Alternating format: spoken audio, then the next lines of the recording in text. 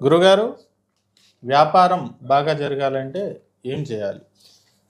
చాలామంది వ్యాపారాలు చేస్తుంటారు. ఎవరెవరికి కలిసి వస్తుందో ఆ వ్యాపారాలు కొనసాగించవచ్చు. ఎవరెవరికి ఏ వ్యాపారంలో మరి ఇంట్రెస్ట్ ఉంటుందో ఆ వ్యాపారాలనే చేయాలి. అదే ఇష్టం లేని వ్యాపారం గానీ, తనకు అనుభవం లేని వ్యాపారం గానీ చేయకూడదు. అంటే తనకిష్టమైన వ్యాపారం చేస్తూ ఉన్నాడు. అది ఎట్లా నడవాలి అని. ఈ వ్యాపారం నడవాలంటే ముఖ్యంగా అష్టవర్గులు అంటే వాస్తు ప్రమాణాన్ని మనం అనుకరించాలి. అంటే వ్యాపారానికి సంబంధించినటువంటి దుకాణం గానీ, లేదా డబ్బా గానీ ఏ ముఖంగా ఉంది అనేది. మనకు ఈ వ్యాపారము ఈ ముఖంగా ఉంటే మనకు అనుకూలిస్తుందా లేదా అని ఒకటి వాస్తు శాస్త్ర ప్రకారంగా చూసుకోవాలి. ఇంకోటి ఆహ్, యజమానికి కేవలం యజమాని గ్రహచారమే కాకుండా ఒక షాప్‌కు ఒక నామకరణం, ఒక టైటిల్ అనేది పెట్టుకోవాలి. ఆహ్, ఆ ప్రకారంగా. ఇంకొకటి వ్యాపారం బాగా నడవాలంటే జనసామరస్యమైన ప్రదేశంలో వ్యాపారాన్ని పెట్టుకునే ప్రయత్నం చేయాలి. అంటే బాగా ఎక్కడైతే బాగా నడుస్తుందో అని మనకు అనుకుంటామో, ఎక్కడైతే బాగా జనాలు ఎక్కువ తిరుగుతుంటారో ఆ ప్రదేశంలో మనం వ్యాపారం బాగా పెట్టుకునే ప్రయత్నం చేయాలి. ఇంకోటి మనం వ్యాపారం చేసే షట్టర్‌లో గానీ, మరి ఒక లక్ష్మి, గణపతి, సరస్వతికి సంబంధించినటువంటి ఫోటోకు మనము నిత్య దీపారాధన చేస్తూ ఉండాలి. శుక్రవారం విశేషంగా ఆ పటానికి పూజ చేస్తూ ఉండాలి. దీపారాధన చేస్తూ ఉండాలి. మనము ఉత్తరాభిముఖంగా ఉండి ఆ భగవంతుని ఫోటో లక్ష్మీ, గణపతి, సరస్వతి ఫోటో దక్షిణాభిముఖంగా ఉండే ప్రయత్నము మనం చేయాలి. వాటితో పాటుగా వ్యాపారం బాగా నడవాలంటే మనము బాగా జాగ్రత్తతో, శ్రద్ధతో, ఓపికతో ఈ వ్యాపారాన్ని చేసుకునే ప్రయత్నం చేయాలి. మనం ఎక్కువ వాళ్ళకు వీళ్ళకు డబ్బులు ఇస్తారని బాగా ఉద్దరకే ఇవ్వడము జరుగుతుంటే మళ్ళీ తిరిగి వాళ్ళు రాకపోవడం కూడా వ్యాపారం కుంటుపడుతుంది. ఎప్పుడన్నా ఒకసారి మీరు వ్యాపారం లోపల లక్ష్మీ గణపతి హోమము లేదా లక్ష్మీ అమ్మవారికి సంబంధించినటువంటి పూజ కానీ, హోమం కానీ చేసుకుంటూ ఉంటే బాగుంటుంది. గ్రహచారానికి సంబంధించినటువంటి మనము వ్యాపారం నడవాలంటే వ్యక్తిగత గ్రహచారం మీద కూడా ఆధారపడి ఉంటుంది కనుక అది కూడా మనం చూసుకోవాలి. వాస్తు శాస్త్రాన్ని అనుసరించాలి. ఇంకోటి వ్యాపారం నడవడానికి మంచి యంత్రం ఉంటుంది. లక్ష్మీ యంత్రము లేదా కుబేర యంత్రము ఇట్లాంటి ఏ వ్యాపారము చేస్తున్నామో ఆ వ్యాపారానికి సంబంధించినటువంటి యంత్రాన్ని మనము ఆకర్షణ యంత్రము, జనాకర్షణ యంత్రం ఇట్లాంటివి మనము పెట్టుకుంటే వ్యాపారం బాగా వృద్ధిలోకి వచ్చి బాగా జరుగుతుంది. ఇంకా అనేక శాస్త్రీయ మార్గాలను అనుసరించి ముందుకు వెళ్తే వ్యాపారం బాగా నడుస్తూ ఉందని మనము చెప్పుకోవచ్చు. గురుగారు, ఏ దేవుని నమ్ముకుంటే మంచి జరుగుతుంది? ఓకే. దేవుడు అంటే ఏ దేవుని నమ్ముకుంటే అనేది ఎవరెవరి పూర్వ వాసనలను బట్టి వారికి అలవాట్లు ఉంటాయని. మనకు ఇష్టమైన దేవుడు, మన మనసులో ఏ దేవుని పట్ల ఇష్టం ఉంటుందో ఆ దేవుణ్ణి కొలుచుకోవాలి. వాటి తర్వాత గృహదైవము లేదా కులదైవము, ఈ 3 రకాలుగా ఇష్టదైవము, గృహదైవం అంటే ఇంటి దేవుడు, తర్వాత కులదైవము. మనము ఈ ప్రకారం ఏ దేవుడు అన్నప్పుడు భగవంతుడంతా ఒకటే.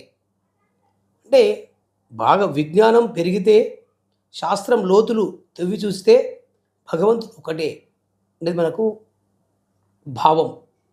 ఏ పురాణం ఏ చరిత్ర చెప్పినా భగవంతుడు నిరాకార స్వరూపము, భగవంతుడు ఒక్కడే అని మనకు శాస్త్రాలు, పండితులు, పురాణాలు చెప్తూ ఉన్నాయి. మళ్ళీ ఇవన్నీ ఎందుకు వచ్చినాయి అంటే అది కాలక్రమేణా పురాణాల ద్వారా, శాసనాల ద్వారా, పరిపాలన పరంగా అనేక రకాల అవతారాలు, అనేక మంది దేవుళ్ళు ఉన్నారు. ఏ దానికి సంబంధించిన దేవుడు దేవుడు ఉంటాడు, ఆ దానికి సంబంధించినటువంటి దేవుడు. కానీ భగవంతుడు ఒక్కడే కానీ అనేక రూపాల్లో మనకు కనిపిస్తున్నాడు అనే ఒక భావాన్ని మనం గ్రహిస్తే ఏ దేవుని ఇష్టపడ్డా, మనకు ఏ దేవుని కాడికి వెళ్ళినా మనకి ఇష్టమైన దేవుని ఆ దేవునిలో చూసుకోవడం వల్ల మనకు అన్ని ఉపయోగాలు ఉంటాయి కనుక భగవంతుడు ఒక్కడే అనే విశ్వాసం మీద ఉంటే అంత భగవంతుడు ఒక్కడే కనిపిస్తాడు కనుక ఏ దేవుని పూజించినా దేవుడంతా ఒకటే, తన ఇష్టదైవాన్ని విశ్వసించాలి అని చెప్పి చెప్తున్నాం. గురుగారు, ఈ తాగడము మానాలంటే ఏం చేయాలి? ఓకే. ఈ తాగడము అన్నారు, దీంట్లో తాగడము చాలా మంచిది కాదు. ఈ సమాజం అంతా కూడా తాగుడకు బానిస అవుతున్నారు. దానికి పంచమహాపాతకంలో కూడా చెప్తాడు. బ్రహ్మహత్య, సురాపానం, సువర్ణస్థేయం, గురుపత్ని గమనం, సత్సాంగత్యం అని. అంటే ఇంట్లో ఈ 5 పంచపాతకాలలో సురపానం అనేది కూడా ఉంది. తాగడము చాలా బానిసత్వానికి దారితీస్తుంది. మనిషి శరీరంగా క్షీణించిపోతాడు. ఆర్థికంగా, ఆరోగ్యపరంగా చాలా ఇబ్బందులు ఎదుర్కొంటాడు. మరి ఈ తాగుడకు కారణం ఏంటి అంటే, ఎవరైతే వ్యక్తి ఉన్నాడో అతడు తాగాలని అనుకుంటున్నాడు. తాగకుండా ఉండలేకపోతున్నాను, తాగితే ఆనందంగా ఉంటుంది, తాగితే నాకు ప్రపంచమంతా ఆనందంగా కనిపిస్తుంది అని అనుకుంటున్నాడు. అంటే తన మనసులో తాగకుండా ఉండలేను అని తన మనసు అనుకుంటుంది. తాగకుండా కావాలనుకున్నప్పుడే తన మనసులో తాగకూడదు అనుకున్నప్పుడే అది తాగకుండా అవుతాడు తప్ప దానికి ఏ విధమైన మార్గాలు ఉండవు. దానికి ఉదాహరణకు ఒక మహనీయుడు చెప్పినటువంటి నిర్వచనం. ఒక ఒక భార్య ఒక భర్త గురించి ఒక గురువుగారి దగ్గరికి పోయి, గురువుగారు మా భర్త ఎప్పుడు తాగుతూ ఉంటాడు, ఎట్లా బంద్ చేయాలి, నా కుటుంబానికి ఇబ్బంది అవుతుంది అని అడిగితే, అప్పుడు ఆ గురువుగారు గుడి ప్రాంతంలో ఉన్నటువంటి గురువుగారిని, గుడి దగ్గర ఉన్న గురువుగారిని ఒక ఆయనకు సంబంధించిన భార్య పోయి ప్రశ్న వేస్తుందంట.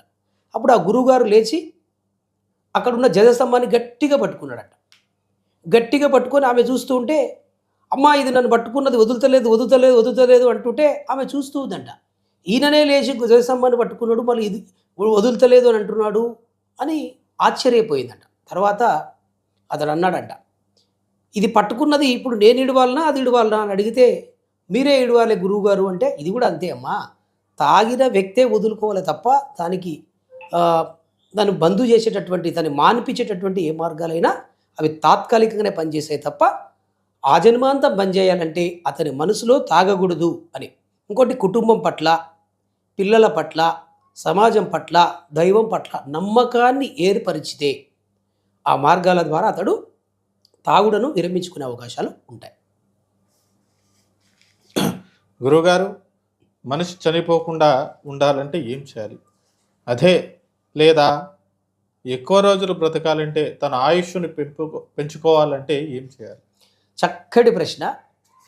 మనిషికి మరణమే ఉండకూడదు అని మరి చరిత్రలో చాలామంది రాక్షసులు బ్రహ్మదేవుణ్ణి తపస్సు చేసుకోవడము, ప్రత్యక్షం చేసుకోవడము, నాకు చావు లేకుండా వరాలు ఇవ్వడము అంటే, మళ్ళీ బ్రహ్మగారు కానీ, విష్ణువు కానీ, శివుడు కానీ, మరణము జాతస్య మరణంద్రో, పుట్టినవాడు మరణించక తప్పదు, ఆ ఒక కోరిక తప్ప ఏ కోరికనన్నా కోరుకోవచ్చని ఎన్నో చరిత్రలు, పురాణాలు మనకు తెలియజేస్తుంటాయి. పుట్టినవాడు గిట్టక తప్పదు. ఎందుకు అంటే, ఈ భౌతిక శరీరము 6 రకాలుగా మార్పు చెందుతుంది.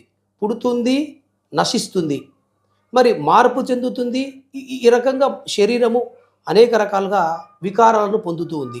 అయితే ఈ శరీరము అనేక రకాలుగా మార్పు చెందుతుంది. ఒకసారి చిన్న పిల్లవాళ్ళగా ఉంటుంది, తర్వాత ఒక యువకునిగా మారుతుంది, తర్వాత ఒక వృద్ధాప్యంగా మారుతుంది. అంటే శరీరము చిన్నగా ఉండి పెద్దగా అవ్వడము, నశించిపోవడము, పుట్టడం ఇవన్నీ జరుగుతుంది కనుక పుట్టింది నశించక తప్పదు అంటే మరణం సంభవించక తప్పదు అని ఆయుష్ ప్రమాణం పెంచుకోవడం.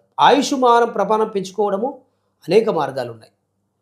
మనకు యోగా విద్య ద్వారా ఆయుష్ను పెంచుకోవచ్చని కూడా మార్గాలు మనకు శాస్త్రాలు చెప్పాయి. వెనకడికి చాలామంది రామానుజాచార్యులు 128 సంవత్సరాలు బ్రతికినట్టు, 28 సంవత్సరాలు బ్రతికినట్టు, శ్రీకృష్ణుడు కూడా 120 సంవత్సరాలు పైగా బ్రతికినట్టు, చాలామంది 100కు పైగా మరి జన్మించినట్టు, జన్మ కొనసాగించినట్టు చాలా చరిత్రల ఆధారాలు ఉన్నాయి. దానికి అనేకమైన కారణాలు. శ్వాస ప్రమాణం ఎప్పుడైతే తక్కువ ఉంటుందో, శ్వాసను ఎప్పుడైతే తక్కువ చేసుకుంటామో, ఒక నిమిషానికి కొన్నిసార్లు పీల్చుకోవడం అని ఉంటుంది.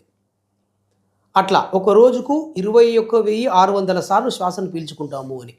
అంటే శ్వాస ప్రమాణం తగ్గితే, శ్వాసను పీల్చుకోవడం తగ్గడం వల్ల ఆయుష్ పెరుగుతుందని మనకు యోగ శాస్త్రాల ద్వారా, మనకు ప్రాణాయామ ఈ మార్గాల ద్వారా మనకు చెప్పారు. అందుకే ఆయుష్ పెంచుకోవాలంటే ఆరోగ్యాన్ని సక్రంగా ముంచుకొని వివిధ యోగాసనాలను, యోగ విద్యను అవలంబించుకుంటే ఆయుష్ ప్రమాణం